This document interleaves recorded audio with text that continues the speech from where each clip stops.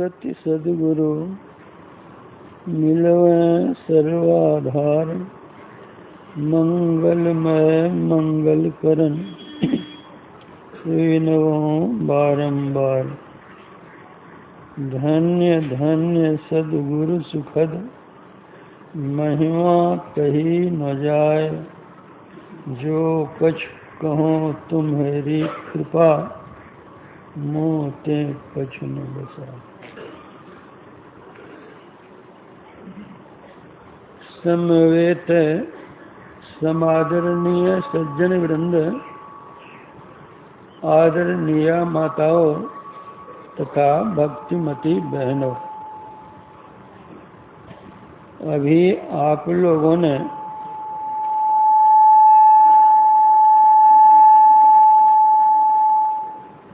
रामचरितमानस का पाठ सुना है। रामचरितमानस एक विलक्षण ग्रंथ है। इसमें यह लौकिक और पारलौकिक दोनों लोकों में सुखमय जीवन जीने की शिक्षा दी गई है।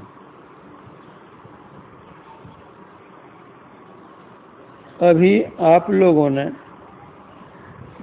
मर्यादा पुरुषोत्तम भगवान श्री राम का उपदेश, जो कि उन्होंने अपनी प्रजा को दिया था, सुना है।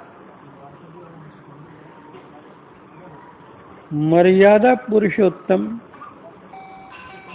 भगवान श्री राम गुरुजन पुरजन सज्जन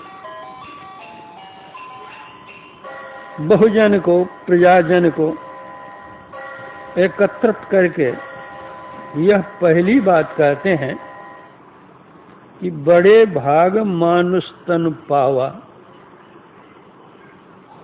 सुर दुर्लभ सब ग्रंथ ही गावा।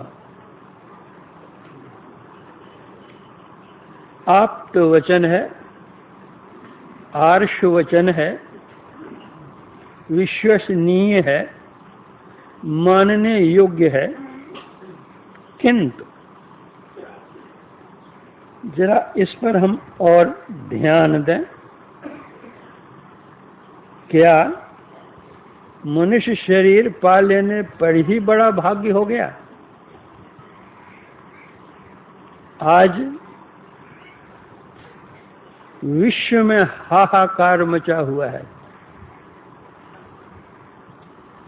लूट पाट, मार काट, छीन छोड़, चोरी डकैती, अत्याचार, अनाचार, दुराचार, व्यभिचार, बलात्कार, न मालूम कौन कौन से अत्याचार हो रहे हैं।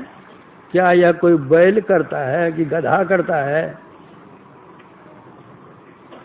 कोई चिड़िया करती है कि कोई पशु करता है? इस संसार में हाहाकार मचाने वाला कौन है? मनुष्य ही तो है। स्वदेश की शिक्षा पाकर विदेश की शिक्षा लेकर के आता है, लेता है घूस और बोलता है फूस। क्या कोई बैल जानवर भी और घूस फूस बोलता है क्या? वह भी घूस लेता है। सिगरेट के डब्बे पर लिखा हुआ रहता है, cigarette smoking is injurious to health. स्वास्थ्य के लिए हानिकर है। उस पंक्ति को पढ़ते हैं, फिर सिगरेट पीते हैं। कौन कोई बैल पीता है सिगरेट? कोई जानवर पीता है कि कोई चिड़िया पीती है सिगरेट? सिगरेट बनाने वाला भी मानव ही है और पीने वाला भी मानव ही है। लूटपाट मारकाट करने वाला भी मानव ही है। क्या कहा जाएगा कि उसका बड़ा भाग्य है? ऐसे मनुष्य को भी भाग्यवान कहा जा सकता है क्या?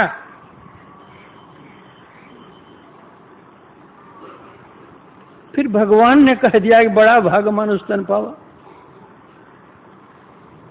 तो क्या भगवान झूठ बोल रहे हैं? भगवान तो झूठ नहीं बोलेंगे। भगवान बतलाते हैं कि मनुष्य शरीर तो तुमको मिला है, जैसे जो बीज हम बोते हैं कल वही फल फूल देता है, उसी तरह मनुष्य शरीर रूप बीज तो तुमको मिल गया है। अब इसको सींचो, पौधा बनाओ, फूल निकलेगा, फल निकलेगा। वह कैसे होगा? वह तभी होगा जब हम सत्संग करेंगे। इसीलिए बड़े भाग पाइए सत्संगा। अगर हमको सत्संग नहीं मिला, कुसंग मिल गया, तो परिणाम क्या होगा? गोस्वामी जी ही उसी रामचरितमानस में लिखते हैं, कवहु दिवस मह निबिड़तम, कब हुक प्रगट पतंग, उपजय बिन सई ज्ञान जिमि, पाई कुसंग सुसंग। आजकल वर्षा ऋतु है। वर्षा ऋतु में क्या होता है? सूर्य है लेकिन बादल आया, अंधेरा छा गया। सूरज के रहते अंधेरा हो गया, कोई सूझता नहीं है। अब हवा आई और बादल को उड़ा दिया, मैदान साफ स्वच्छ दिखने लग गया। उसी तरह यह जीवन है। इस जीवन में अगर कुसंग हो जाता है तो भविष्य अंधकारमय हो जाता है। और जब सत्संग करते हैं, वह बादल को हटाने वाली हवा है, वह बादल को हटा करके जीवन को साफ बना देता है। इसीलिए बतलाया है कि बड़े भाग पाइए सत्संगा। जिस जीवन में सत्संग नहीं है, भगवत भजन नहीं है, वह जीवन कैसा? गोस्वामी जी कहते हैं, ते नर नरक रूप जीवत जग। तो संसार में तो है लेकिन नरकवत है। भव भंजन पज विमुख अभागी। नहीं सत्संग, भजन नहीं हरि को, श्रवण न राम कथा अनुरागी। तब सुत बित दार भवन ममतानि से सोबत अतिन कबहु अति जागी। तुलसीदास हरि नाम सुधा तज, सठ हठ पियत विषय विस्मांगी। उसका जन्म कैसा है? शरीर तो मनुष्य का है, लेकिन उसका जीवन कैसा है? सूकर स्वान श्रृगाल सरिस जन। उसका जन्म किस लिए संसार में? जन्मत जगत जननी दुख लागी। अपनी माँ को सताने के लिए ही वो जन्म लिया है। मनुष्य शरीर की विशेषता तभी होगी जब वह सत्संग करेगा। जंगल में गाय भैंस रहती है और जंगल में बाघ सिंह भी रहते हैं।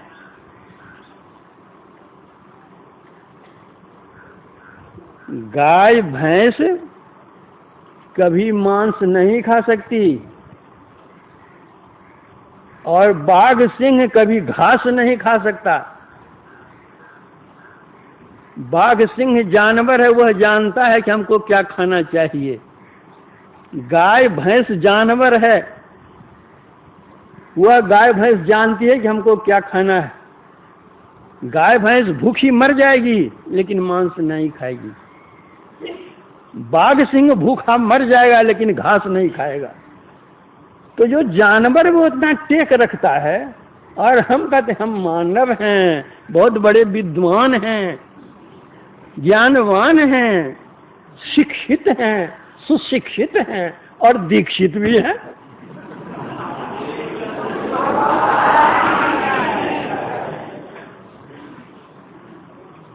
क्या यही मानवता है? यही मनुष्य शरीर की विशेषता है?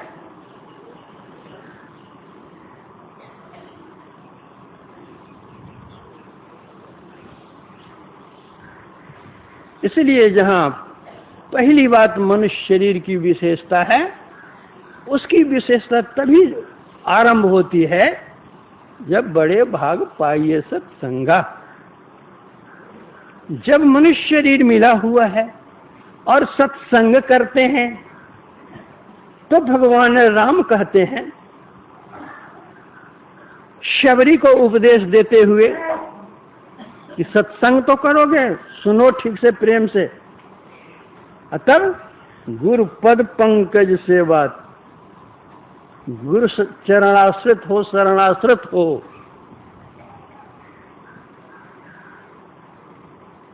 जो कोई सत्संग कर सदगुरु की शरण जाते हैं, जे गुरु पद अंबुज अनुरागी, ते लोग कहूं वेदों बड़ भागी। अब भाग्य और बढ़ गया, गुरु चरणाश्रित हो गया, गुरुमुख हो गया। अब गुरुमुख होकर के भी जो मनमुख बना हुआ रहता है, गुरु आज्ञा माने नहीं, गुरु ही लगावे दोख, गुरु निंदक जग में दुखी, कभी न पावे मोक्ष। उसको मोक्ष कभी मिलने वाला है ही नहीं। मनुष्य शरीर मिला तो क्या हुआ, सत्संग भी किया, गुरु की शरण भी गया, शिक्षा भी ली, दीक्षा भी ली, परिणाम गुरु गए कह के अचला मुए बह के। तो भाग्य में वृद्धि तभी होगी जब संत सदगुरु की शरण जाएंगे, उनकी आज्ञा का पालन करेंगे। बड़े लोग क्या करते हैं, हमारे गुरु क्या करते हैं, यह तुमको देखना नहीं है। गुरु ने तुमको क्या कहा है, यह तुमको करना है।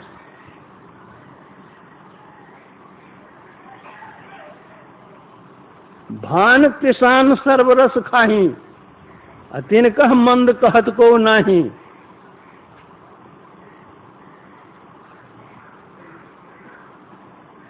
समरस को नहीं दोष उसाई, रवि पावक सुर सर की नाई। वे क्यों करते हैं, क्या करते हैं, वो देखने की हमारी दृष्टि कहाँ है। हमारे गुरुदेव थे, विचित्र लीला कभी कभी वे करते थे, जो लोगों को वह लीला अच्छी नहीं लगती थी, लेकिन परिणाम उनका इतना अच्छा होता था, पीछे जाना जाता था।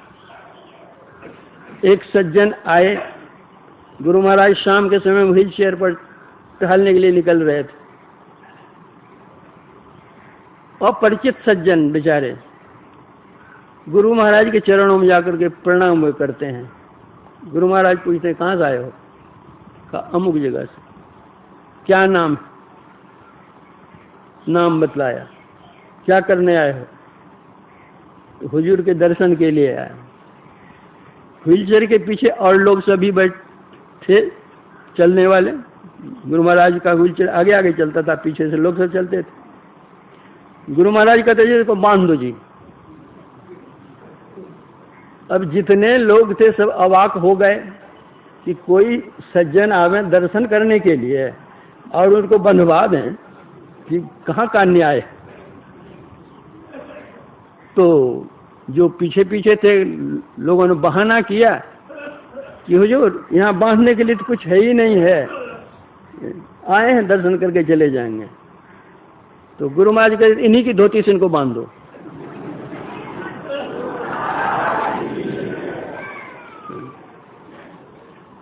धोती पहने तो बेचारे, उनकी धोती जो थी ऊपर का भाग, उसने इनके हाथ को लपेट दिया। आज्ञा है गुरु महाराज। गुरु महाराज कहते बैठो यहाँ। भीतर हॉल, भीतर में जो 2 ताड़ पेड़ हैं उसी के बगल में, रास्ते के नीचे बगल में बिठा दिया गुरु महाराज, बैठो यहाँ।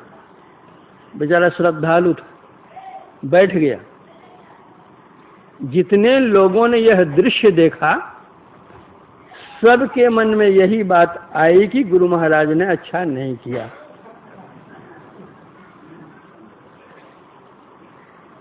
लगभग 1 घंटा गुरु महाराज टहलते थे। 1 घंटा टहलने के बाद गुरु महाराज फिर लौटते हैं, तो बेचारा बैठा हुआ वहाँ पर है। अरे हाथ धोती से लपेट जाएगा तो कब भागा रहता वो, लेकिन श्रद्धालु था, बैठा रहा। गुरु महाराज कहते हैं अभी तक तुम बैठा हुआ है, अच्छा जी खोल दो बंधन। हाथ खोल दिया गया। गुरु महाराज कहते हैं सीधे घर चले जाओ, रास्ते में कहीं रुकना नहीं, घर चले जाओ। बेचारा प्रणाम करके चला गया घर। जितने लोगों ने दृश्य देखा, किसी के मन में यह बात नहीं आई गुरु महाराज जो कर रहे हैं अच्छा कर रहे हैं। 15-20 दिनों के बाद वह आदमी फिर लौट करके आता है। वैसे तो 50-10-20 लोग रोज आते ही जाते ही रहते हैं यहाँ पर, 100-50 भी आते हैं, कौन आए कौन गए कोई बात। लेकिन जिनके साथ कुछ घटना घट जाती है तो वो पहचान में आ जाते हैं, इन्हीं को गुरु महाराज ने बनवाया था। लोगों ने पहचान लिया कि यही आदमी है। आकर गुरु महाराज के चरणों पर वो गिर जाता है, प्रणाम करता है और कहता हुजूर ने मेरा उद्धार कर दिया।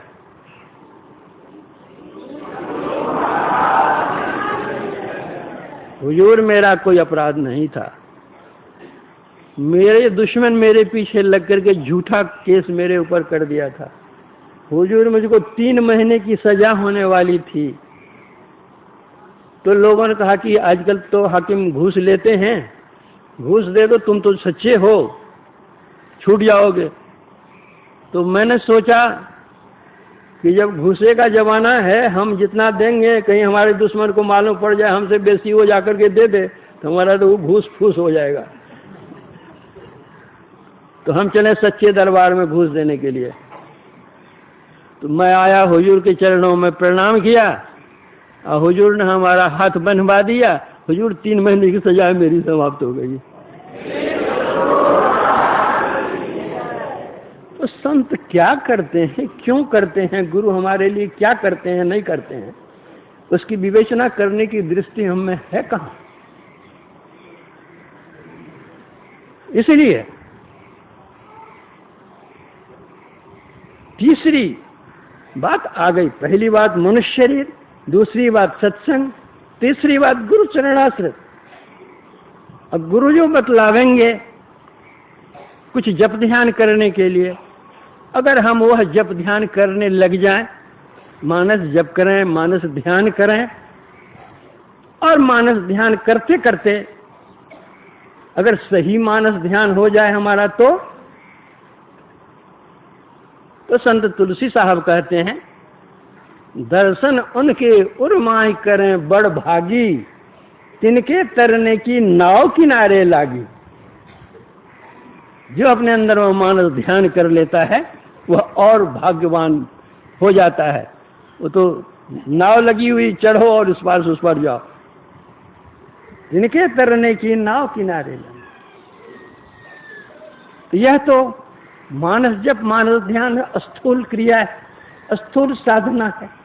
इसके बाद फिर और भी तो साधना चाहिए, तब न भव सागर पार होंगे। और दृष्टि योग की क्रिया वे बतलाएंगे। जब दृष्टि योग की क्रिया हम करेंगे तो क्या होगा? श्री गुरु पद नख मणि गण ज्योति, सुमिरत दिव्य दृष्टि ही होती, दलन मोह तम सोस प्रकाशु, बड़े भाग उर आवहि जासु। और भाग्य जग गया, बड़ा भाग्य हो गया। दृष्टि साधन की क्रिया की, अंतः अंधकार समाप्त हो गया, प्रकाश पुंज में प्रतिष्ठित हो गए और भाग्य जग गया।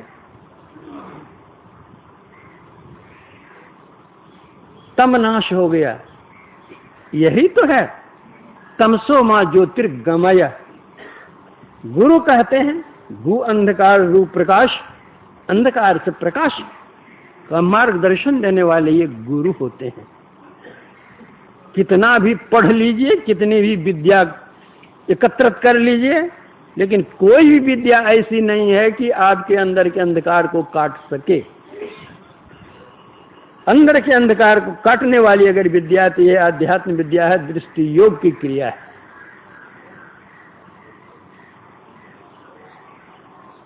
और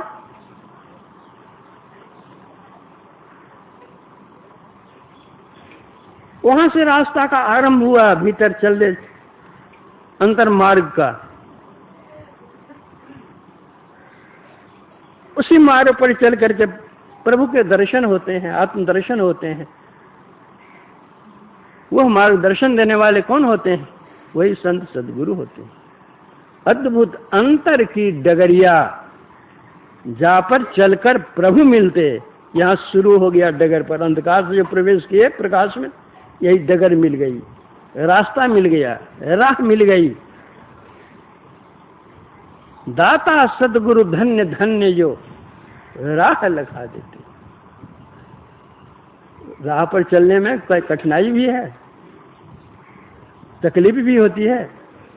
कहते नहीं नहीं, अरे चलत पंथ सुख हो तो महा है, महा सुख मिलेगा। सामान्य सुख को कौन कहे? जहां अझर झरते, क्या अझर झरता है? अमृत ध्वनि की नौबत झहरत, बड़ भागी सुनते। अंतर में जो आंतरिक नाद है तुम्हारा, वह ब्रह्मनाद सुनने को मिलता है। उसको कौन सुनता है? बड़ भागी सुनते। जो बड़ा भाग्यवान है वही उस नाद को सुन सकता है, दूसरा नहीं। जो दृष्टि योग की साधना करता है, सूक्ष्म में प्रवेश करता है, उसी को वो सूक्ष्म नाद मिलता है। और जो सूक्ष्म नाद को पकड़ता है, तब क्या हो जाता है? में ही प्रभु मिलते।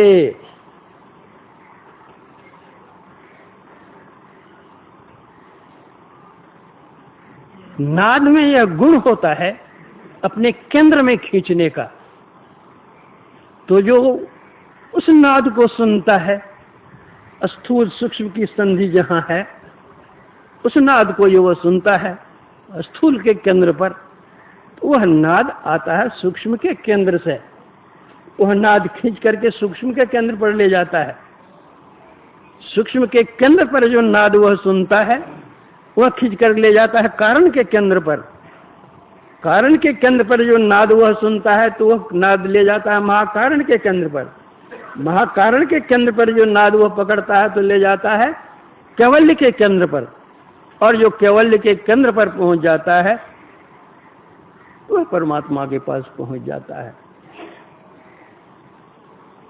में ही प्रभु मिलते, प्रभु मिल जाते हैं। आवागमन का चक्र छूट जाता है। दैहिक दैविक भौतिक इन त्रितापों से जो मानव संतप्त होता रहता है, सदा के लिए मुक्त हो जाता है। नर्तन की उपादेयता यह है। इतना कह करके अपने प्रवचन में मैं विराम देता हूँ। आज रविवार है, गुरु कीर्तन की